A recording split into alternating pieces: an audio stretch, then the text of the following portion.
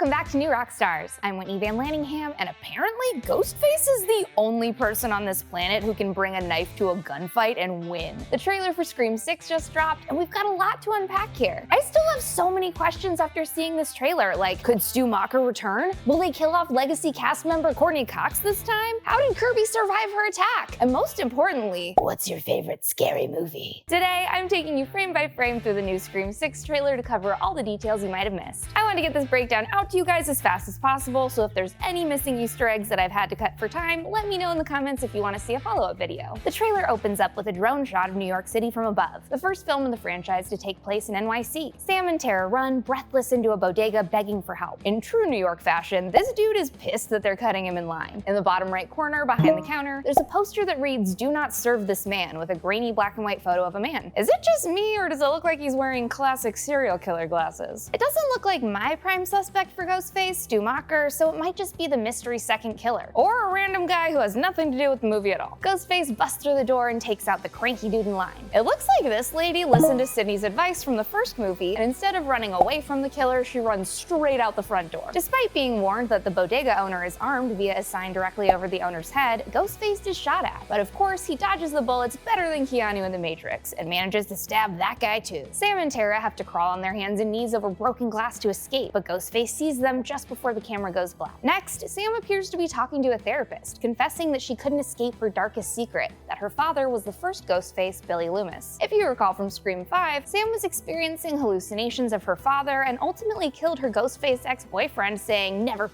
with the daughter of a serial killer." When she says, "It followed me here," we see her holding this new Ghostface cracked bloody mask inside of a zippered jacket, which, combined with the clue I talked about in my Scream 6 poster breakdown, really has me convinced that it belongs to Stu Macher. Not only is his dot on the poster a different color than the other Ghost Faces, Matthew Lillard has long been hinting at his return to the franchise. Actually, it's not so much hinting as it is him outright saying it. Stu didn't die at the end of Scream 1. And listen, Scullies, before you start calling me a conspiracy theorist, hear me out. Matthew Lillard actually made a blink and you'll miss it cameo as an uncredited extra in Scream 2. He apparently visited the set one day during filming, and Wes Craven thought it would be funny to put a wig on him and stick him in the background of a scene. See that guy behind Randy Meeks with bleached blonde hair and glasses? That's Matthew Lillard, and many fans, like me, have a headcanon that this was Stu in disguise, still stalking his victims after his supposed death. In an interview back in 2009, Matthew Lillard confirmed that he was supposed to return as one of the killers in Scream 3. He said, "Well, the funny thing is, I was supposed to come back for the third one. Nobody knows this, but the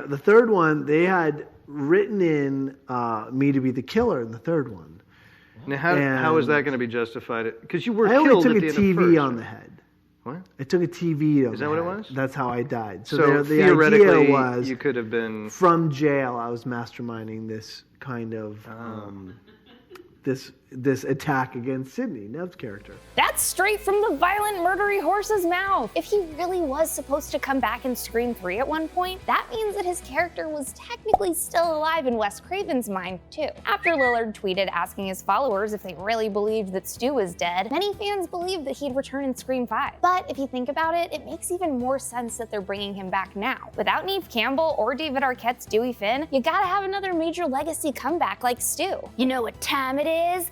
Bam! It's Geology time! Geology is a 16-time award-winning personalized skincare company recognized in Hypebeast, Birdie, Men's Health, Esquire, and Ask Men Grooming Awards, with over 6,000 five-star reviews, and now they offer products for whatever you need. Just take a quick 30-second diagnostic quiz, and Geology figures out your whole routine for you. Geology creates simple and effective skincare and hair care routines customized just for you, with ingredients that are proven to work no matter what you're trying to take care of. For hair care, use Geology's Co-Wash, a specially formulated cream cleanser that removes buildup and cleanses hair without the harsh ingredients of typical shampoo. Geology also has body washes that are free of harsh ingredients, smell great, and are refillable. For skincare, Geology can protect your skin from environmental stresses with vitamin C and E ferulic serum to keep your skin looking young and healthy, and then a bit of dermatologist-tested aluminum-free deodorant.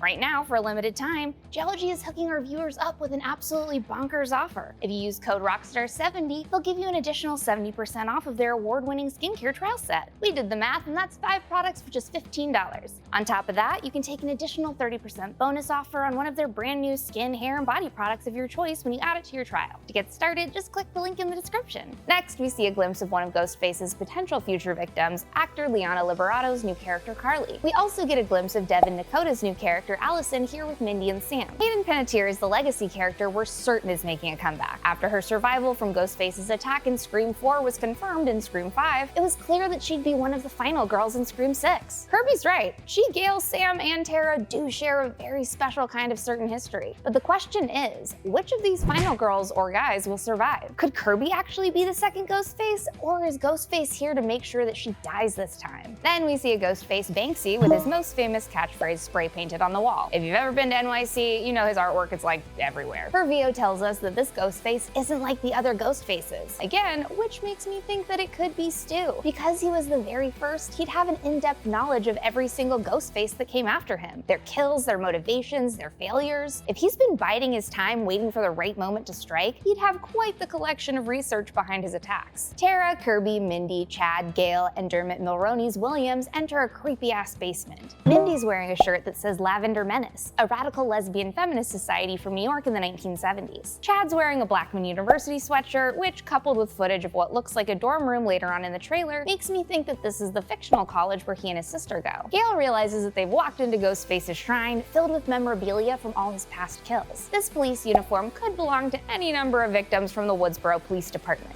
It could be Dewey's, Haas's, or Perkins, the latter two being from Scream 4. The bloody gray sweatshirt belongs to Olivia Morris, killed in Scream 4. The stab in the upper left-hand corner of the shirt matches where Olivia was first stabbed by Ghostface. That mask is from Scream 2's Windsor College stage production of Oedipus, and that sun prop is where Derek was killed on stage in Scream 2. Starting with the left-hand side of this treasure room first, we have a portrait of Kirby, Jill's plaid shirt from Scream 4, the clapboard from the set of Stab 3 from Scream 3, the frying pan that hit the bodyguard Steve Stone, the fax machine that lured Tom Prince into an explosive trap, Nancy's pistol, Debbie/Nancy's suit, Billy's blood-soaked t-shirt, Stu's smoking jacket, and finally the TV that crushed Stu. On the right, we see boyfriend Steve's Letterman jacket, aka Ghostface's very first on-screen kill, Tatum's outfit from the night the garage crushed her and her boobs, a baseball cap outfit of Kenny Brown's, a display case of Gale's published works, including Hollywood Horror, True Story of Stab 3, Knife of Doom, Knife of the Hunter, and Clock of Doom, a Woodsboro High School flag, and another display case filled with Stab 3 merch, a knife, a poster, DVDs, and of course, a mask. Sam walks towards the lineup of statues, angling herself towards the statue of her father, Billy Loomis, front and center in his own glass case. From left to right, we also see statues of Richie, Amber, Jill, Charlie, Billy, Stu, Nancy/Debbie, Mickey, and Roman, aka the previous Ghostfaces. In the next group shot, we see 2 more new characters, Jack Champion's Evan and Josh Segarra's David. Over in Gale's spacious New York apartment, she finds herself in an all-too-familiar situation, dealing with a masked murderer's teasing on the phone, aka the foundation of every single one of these movies. She reminds the caller that this ain't her first Scream rodeo, buckaroo, but surprise, Ghostface is already in the apartment. He reveals himself behind her bookcase, and below him you can see a copy of Gale's book, Ghostface Returns. He menaces her with his iconic bloody knife wipe before his attack. But Gale is packing some heat, and she's ready to shoot her attacker in the head. A very smart move that she definitely learned is the best way to deal with these dudes from previous experience. Always aim for the head, though maybe wait until you have a clear shot and don't do it blind through the door. We have some more shots of potential victims in this film put in precarious situations, chatting with the killer on the phone, and even facing off in some sort of elaborate movie theater set where Ghostface is presumably showing off his favorite kill clips. The amateur footage behind Sam actually looks like it could be Ghostface home movies, which sounds terrifying. My guess is that this happens during the climax of the film, but who knows? The killer could just be rewatching the Stab movies over and over and over again like Richie. Now we're back on the subway car we saw in the teaser trailer, and there are Ghostfaces everywhere! You can check out my breakdown of this train scene in the video I already put out breaking down the teaser trailer and poster. Let me know what you think in the comments about Stu's potential return. Follow me on Instagram and Twitter at WhitneyPuppy, follow New Rockstars, subscribe to New Rockstars for more analysis of everything you love, and thanks for watching. Bye!